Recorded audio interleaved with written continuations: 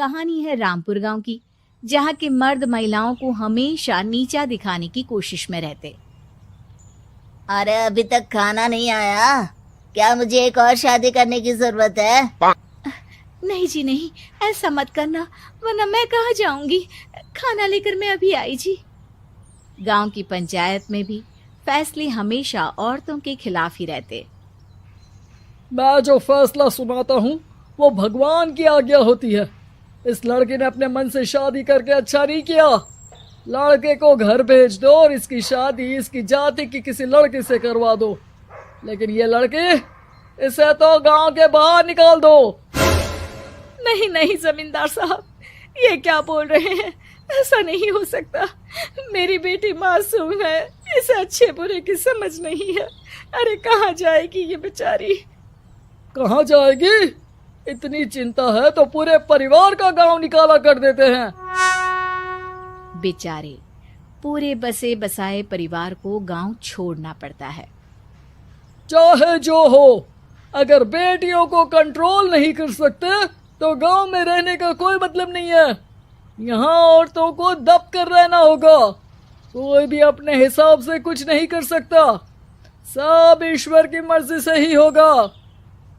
तभी गांव का एक आदमी दौड़ा दौड़ा आता है। सरपंच साहब, जमींदार साहब, वो कालिया है ना, उसकी बेटी पढ़ने के लिए शहर जा रही है। अच्छा, ये कब हो गया? और कालिया की हिम्मत कैसे हो गई ऐसा करने की? लेकर आओ उसे और उसकी बेटी को। बस फिर क्या था, हाजिर हो जाते हैं कालिया और उसकी बेटी सरपंच के सामने। अरे कालिया, ये क्या सुनने में आ रहा है? बेटी को इंजीनियर बना रहा है तू? और ये बता, गांव में तो स्कूल नहीं है, फिर कहां से इतनी क्लास पास कर गई तेरी बेटी? राधा, जो कि कालिया की बेटी है, उसे लगता है कि सरपंच उसकी तारीफ कर रहे हैं। सरपंच जी, मैंने ऑनलाइन पढ़ाई की है, डिस्टेंस लर्निंग से। सभी में मैंने अच्छे नंबर पाए हैं, जिसे देखते हुए शहर की इंजीनियरिंग कॉलेज में मुझे स्कॉलरशिप मिली है। वाह जी वाह, क्या होती है ये? पहले तो ये बताओ, फिर आगे की बात करते हैं। पूरा गांव राधा की बात सुन रहा था और राधा बोलती जा रही थी। तो ऐसे मैं फ्री में एक अच्छी शिक्षा लेकर गांव में जो कुछ परेशानियां हैं, जैसे बिजली, पानी और इंटरनेट जैसी समस्याओं के लिए काम करूंगी। मैं गांव को शहर से जोड़ने के लिए पुल का निर्माण करवाने का प्रस्ताव रखूंगी। मुझे पूरी उम्मीद है कि जल्द ही हमारा गांव भी तरक्की की राह पर चल पड़ेगा। राधा की बात सुनकर सारे गांव वाले ताली बजाने लगते हैं। सरपंच को समझ नहीं आता कि वो क्या करे। चुप रह नादान लड़की, गांव के खिलाफ जाने के लिए तुझे गांव से बेदखल कर दिया जाएगा, वो भी पूरे परिवार के साथ। और हाँ, अगर ठीक से गांव में रहना चाहती है तो ये पढ़ाई लिखाई छोड़ दे। हम तेरे लिए गांव का कोई होनहार लड़का देखेंगे। तभी गांव का एक आदमी बोल पड़ता है। अरे नहीं नहीं सरपंच जी, राधा बिटिया जो बता रही है, अगर वैसा हो जाए तो हम लोगों को पैसा कमाने के लिए बाहर नहीं जाना पड़ेगा। हाँ जी, और ना ही कोसों दूर पानी के लिए भटकना पड़ेगा। हमारे बच्चे भी अच्छी पढ़ाई कर सकेंगे और आगे बढ़ेंगे, ना कि हमारी तरह खेती करते बैठेंगे। क्यों गांव वालों, राधा बिटिया का साथ देना चाहिए ना। सरपंच देखता है कि गांव राधा के साथ है तो वो चुप हो जाता है। वो घर आकर अपने सलाहकार से बात करता है, जो बहुत ही चालाक किस्म का इंसान होता है। अरे सरपंच साहब, आपको बहुत ही होशियारी से काम लेना पड़ेगा। एक बार गांव तरक्की कर गया, यहाँ के बालक पढ़ लिए तो कोई ना पूछेगा आपको। और फिर ये जो बेटा और बेटी है ना आपके, इनको भी आम लोगों की तरह ही जीवन जीना होगा। हाँ, लेकिन करे तो क्या करे? वो ना आप मुझ पर छोड़ दीजिए, बस मैं जैसा बोलूं करते जाइए। अगले रोज सुबह जब गांव वाले सोकर उठते हैं तो राधा के घर के बाहर और साथ ही वो लोग जिन्होंने राधा का सपोर्ट किया था, उनके घर के आगे लाल रंग से कल आऊंगी लिखा होता है। कल आऊंगी, यह क्या होता है? अरे यह तो खून से लिखा है, लगता है कोई भूत प्रेत या चुड़ैल का साया है। चलो सरपंच जी के पास चलते हैं। सभी सरपंच के पास जाकर उसे सारी बात बताते हैं। अरे ये तो बड़ी मुश्किल की बात है।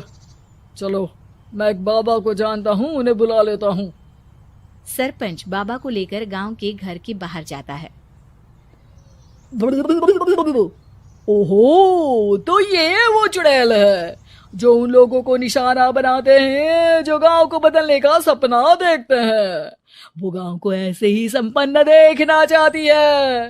वो नहीं चाहती कि कोई बाहरी यहाँ का कायाकल्प करे। क्या तुम लोगों में से किसी ने गांव को बदलने की सोच रखी है? तभी राधा की माँ रोते रोते आती है। मेरी राधा घर से गायब हो गई है। अरे कोई तो बचाओ, मेरी बच्ची कहाँ गई?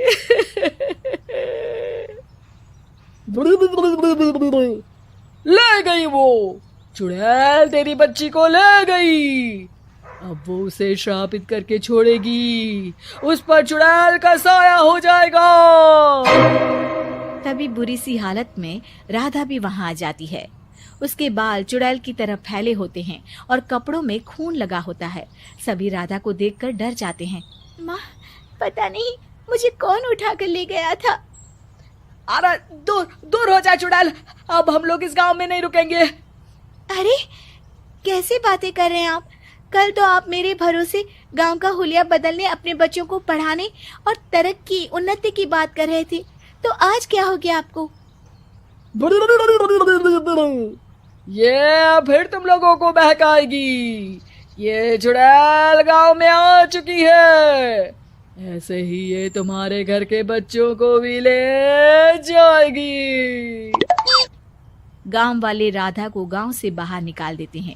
उसके माँ बाप रोते रहते हैं, लेकिन गांव वाले नहीं मानते। मैं भी अपनी बहन के साथ गांव के बाहर रहूंगा, लेकिन वो पढ़ाई नहीं छोड़ेगी। वहीं सरपंच के घर पर सलाहकार कहता है। देखा, सांप भी मर गया और लाठी भी नहीं टूटी। लेकिन अगले ही दिन सरपंच के घर के बाहर भी वही शब्द लिखे होते हैं। और फिर सरपंच की बीवी कहती है, हमारी बेटी को किसी ने अगवा कर लिया है। तभी राधा का भाई वहां आ जाता है। अरे गांव वालों, मैंने सरपंच जी की बेटी को देखा था। वो चुड़ैल उसे उठाकर ले जा रही थी। अरे क्या मजाक कर रहे हो? नहीं नहीं सरपंच जी, आप नहीं जानते। वो चुड़ैल अब आपकी बेटी में आ जाएगी, जैसे राधा के अंदर आ गई थी। तभी सरपंच की बेटी वैसी ही हालत में वहां आती है जैसे राधा आई थी। पापा, पता नहीं कैसे मैं गायब हो गई थी। चुड़ैल, इसके अंदर भी चुड़ैल का साया है, मारो इसे। अरे नहीं नहीं, इसे भी राधा के पास गांव के बाहर ही भेज दो। अरे चुप रहो, मेरी बेटी कहीं नहीं जाएगी और चुड़ैल बुड़ैल कुछ नहीं होता है। अरे कैसे बात कर रहे हो सरपंच जी? आप तो बोल रहे थे कि आपका फैसला भगवान का ज्ञान होता है, तो अपने पर बात आई तो अब आप ऐसे बोल रहे हैं। अरे ना ना ना, आपको अपनी बेटी को त्यागना ही होगा। अरे बुलाओ बाबा को। राधा का भाई बाबा को ले आता है, जिसे अब गांव वालों के डर के कारण सच बोलना पड़ता है। मैं कोई बाबा नहीं हूँ, मैं तो मोची था। ये सलाहकार महोदय ने मुझे कहा था एक्टिंग करने को। अब वो मुझे पैसे देने वाले हैं। अब मुझे माफ कर दो। गलती हो गई, मुझे माफ कर दो। तभी वहां राधा आ जाती है। देखा सरपंच जी, जब गांव के बच्चे साक्षर होंगे तो आप जैसे लोगों की चालाकी नहीं चलेगी।